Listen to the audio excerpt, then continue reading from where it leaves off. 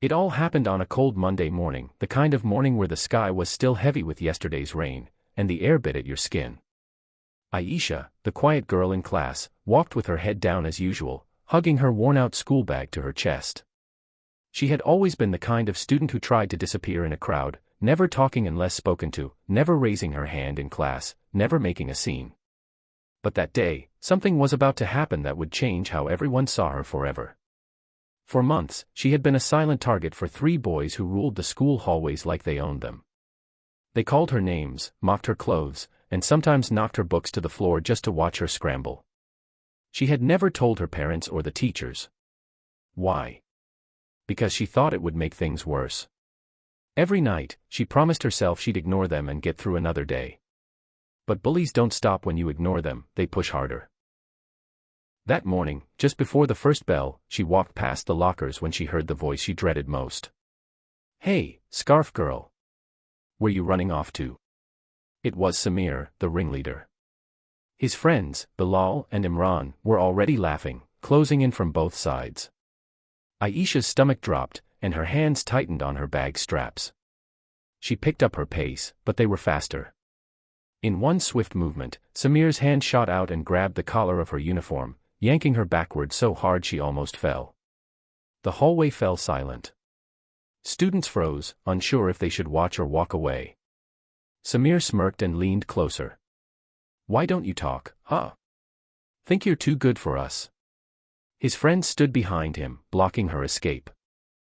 But what no one knew was that Aisha had a secret, one she had never shared with anyone at school. Every Saturday, for the past 2 years, she had been training in judo at a small community center with her uncle. She had joined not to fight, but because her uncle told her, it's not about hurting people. It's about protecting yourself when you have no choice. And right now, she had no choice. Her heart pounded, but her mind was calm. She remembered her uncle's words, control the grip, control the fight. Samir's hand was still clenched on her collar. Without hesitation, she turned slightly, gripping his wrist with both hands. She stepped to the side, twisting sharply in a move called kotegeshi. In a flash, Samir's smirk turned into a scream. The pressure on his wrist was unbearable, and before he knew it, he was on his knees. Gasps filled the hallway. Bilal lunged forward to help, but Aisha released Samir, pivoted, and caught Bilal's wrist as he reached for her. Another swift twist. Another cry of pain. His face turned red, his knees buckled, and he stumbled backward. Imran froze, unsure whether to run or attack. Aisha didn't say a word. She stepped back, eyes locked on them, her breathing steady.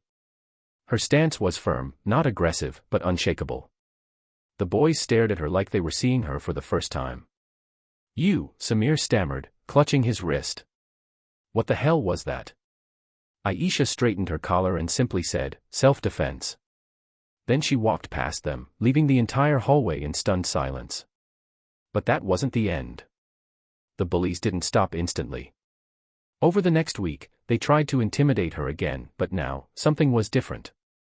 Aisha wasn't afraid anymore. She stood taller, her voice was steadier, and her eyes met theirs without flinching. Word of what happened spread fast, and soon, other students started coming to her quietly, telling her their own stories of being bullied. One afternoon, she saw Samir sitting alone under the banyan tree behind the school. His wrist was bandaged, and his usual arrogance was gone. Aisha hesitated, then walked over. "You don't have to keep doing this," she said quietly. "You can be better than this." He didn't look at her, but she saw the flicker of guilt in his eyes. "Why didn't you just tell the teachers?" he asked. "Because I thought no one would believe me," she replied. "And sometimes, you have to stand up for yourself before anyone else will." From that day on, Samir never touched her again. Bilal and Imran kept their distance, too. The bullying didn't disappear completely, but the power they had over her was gone. And slowly, the fear she had carried for years began to fade. Weeks later, during the school assembly, Aisha's principal invited her to the stage. "This student," he said, "showed courage, discipline, and restraint in the face of harassment. She didn't fight to hurt, but to protect." The applause that followed wasn't just for her judo skills.